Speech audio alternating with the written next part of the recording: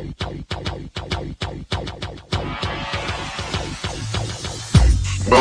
to the Odds Breakers, number one place for shared, sharp betting information. All right, welcome back to our 64th podcast of 2018. It's winding down. I'm your host, Kiev O'Neill. You can tweet me at The Public Dog, and you can tweet us or follow us at The Odds Breakers. We have a great show for you today. Break down a little bit of NFL, a little bit of college football. We have a few plays for you for this weekend. And of course, we have D Nasty to break down the playoffs of fantasy football. This episode is being brought to you by mybookie.ag. For a 50% bonus, please visit MyBookie and use the promo code TheOddsBreakers. Terms and conditions apply. If you'd like to help us out with our costs, we would love to help you out. Please visit theoddsbreakers.com and become an Oddsbreakers member for $12.99 a month, and we will give you our premium picks before the line moves. For $2 more, you can become a patron subscriber and get our podcasts off a little bit early as well. And for if nothing else, please visit theoddsbreakers.com and become a free picks newsletter subscriber. Well, college football is winding down, and we just had a great Army-Navy game. You know, there was a review of a spot of the football in that game, and I could have swore it took about half as long as the game took itself. But, you know, the game didn't disappoint, really. Very low scoring like expected. Smash mouth football. And I do like me some smash mouth football. Love seeing the military. Everyone all looking respectable. Kids out there having fun. It was just a great show. I always love it. We pushed on it. Army won by 7 points. They missed a field goal. They allowed a garbage field goal at the end. This is kind of what happens in these games. And, you know, I'll take a push, but I really enjoyed watching the game. Army definitely outgained them by quite a few yards, though. I think they had like 100 more rushing yards and a little bit more passing as well. So nothing too surprising there. We knew Army was the better team. They're the ones that have a bowl game coming up. You know, I think that Army's still very dangerous going into their bowl games. So, we'll see what happens when we get to that line in itself. As far as the NFL, it was a pretty good week. We ended up 6-3 with our plays, including our premium plays, of course. So a good week after we had a bad week the week before, so we needed this good week, and we're happy we got it. Did pretty well in college basketball, 3-5, and we hit our larger premium picks as well on that. I mean, Mississippi State was playing Clemson, and when that line came out, I knew that Clemson's starting point guard and best player of the game was out.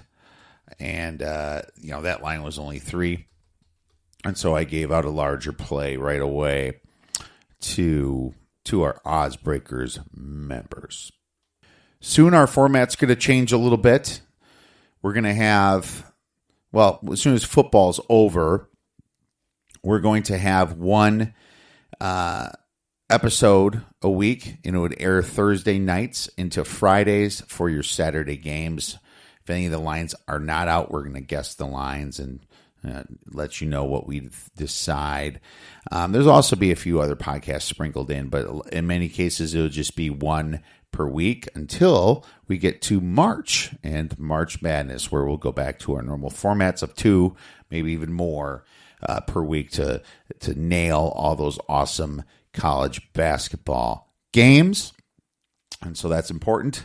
We got NBA picks always coming out from Bobby and the website as well. So keep your eyes on that, and there's going to be some more handicapper action coming very soon. In the meantime, sit back and relax, and let's go over some of these NFL games here. I want to start with the Cowboys versus the Eagles game. I have, and you can talk as much as you want about officiating in the NFL. Everybody does, but I've never seen it where somebody blatantly fumbles, doesn't get called on the first kickoff of the game. Dallas fumbles.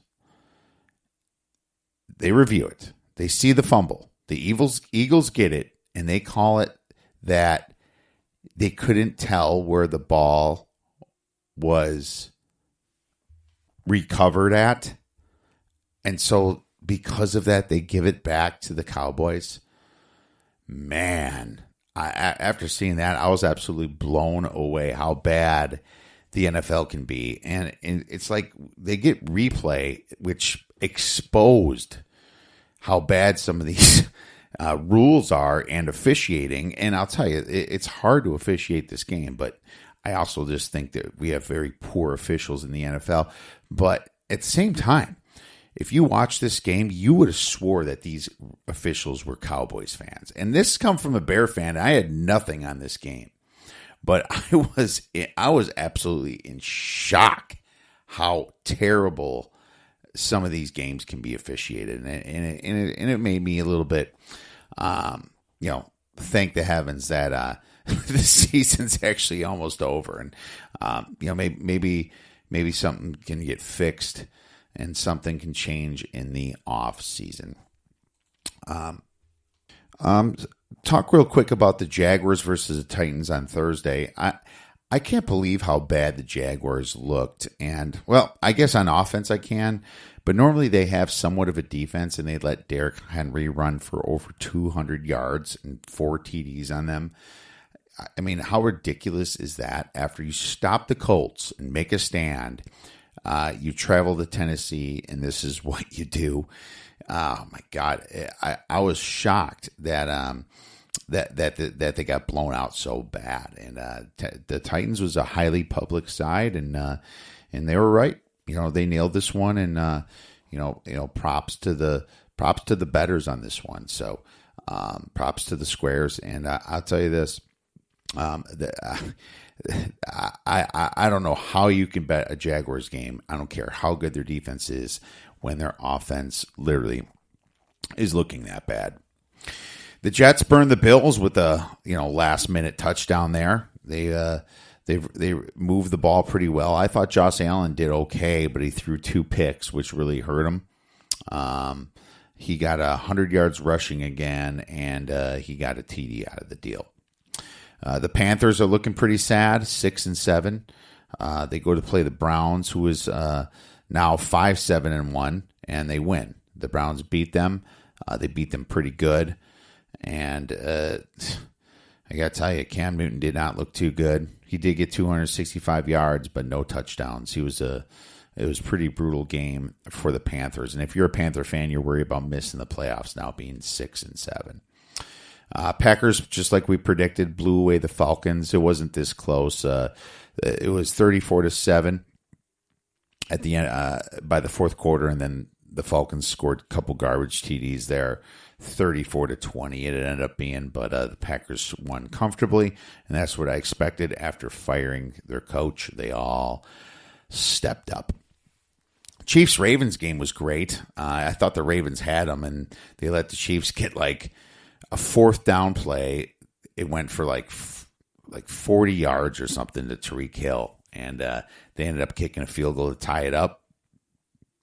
I was pretty shocked, and then the Ravens go and fumble the ball, and the Chiefs miss the field goal, and the thing goes to overtime, and then the Chiefs eventually win by a field goal. But man, that was actually a pretty intense game, and I was shocked that it went overtime, and it hit like right where the total was at 51. So it depends upon if you took this under, which was a very popular sharp side. A lot of under bettors. It eventually went to 51, and hopefully you got it at 51.5 or 52.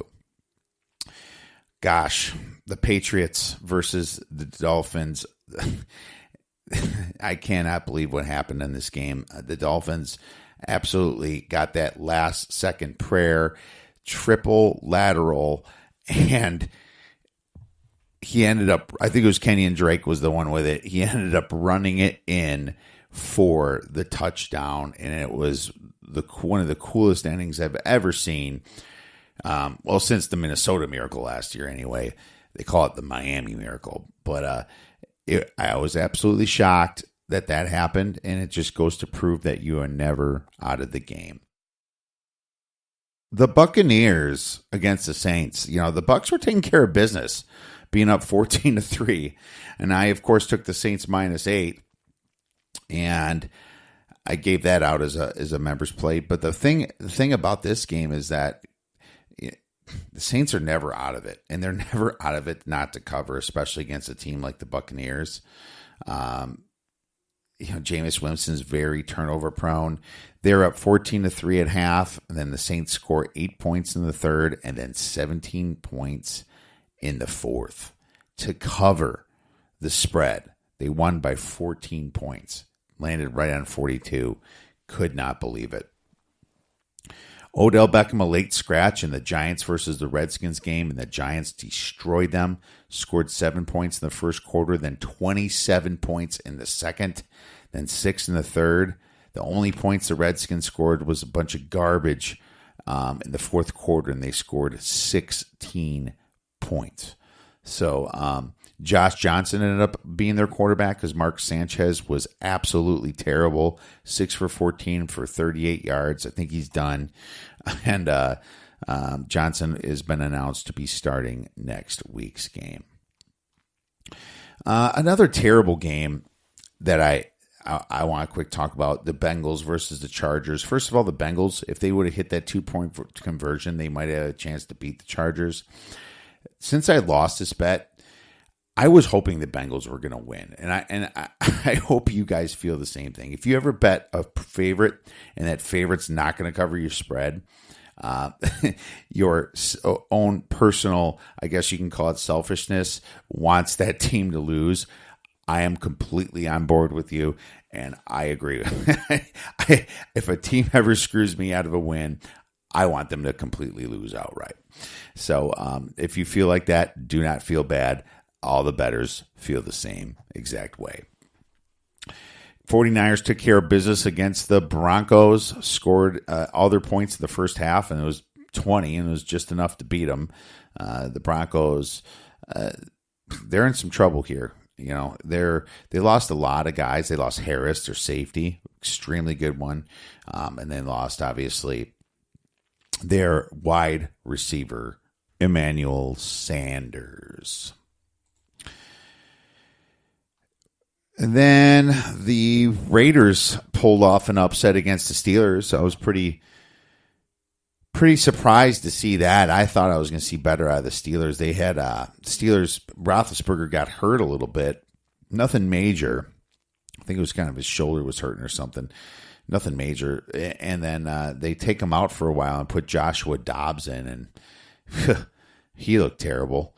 I think he went like 3 and outs or something. And Oakland, Derek Carr, man, he's poised. I thought this team was tanking before. I thought they were done. I thought they gave up on the coach, and they didn't. Apparently, Gruden's got some stuff cooking there with Jared Cook being their leading receiver with 7 receptions, 116 yards. This team fights. So I'm not necessarily going to bet on them, especially after this type of win. But I'm not sure that I want to bet against this team. The Cardinals are absolute garbage. They got beat by the Lions 17-3. There's a lot of trouble going on in Phoenix. Lots of talk happening. They don't like their coach. They don't like him at all. And I guess in Stephen Wilkes' defense, it's hard to follow up a guy like Bruce Arians after all that success. Because I'm not sure Bruce Arians would exactly had a great year this year anyway, and they might have been calling for his head. But he retired at the right time, got out, and then this is what happens. So I was not shocked to see them only score 3 points, but I was a little bit disappointed. It's not like Stafford lit it up.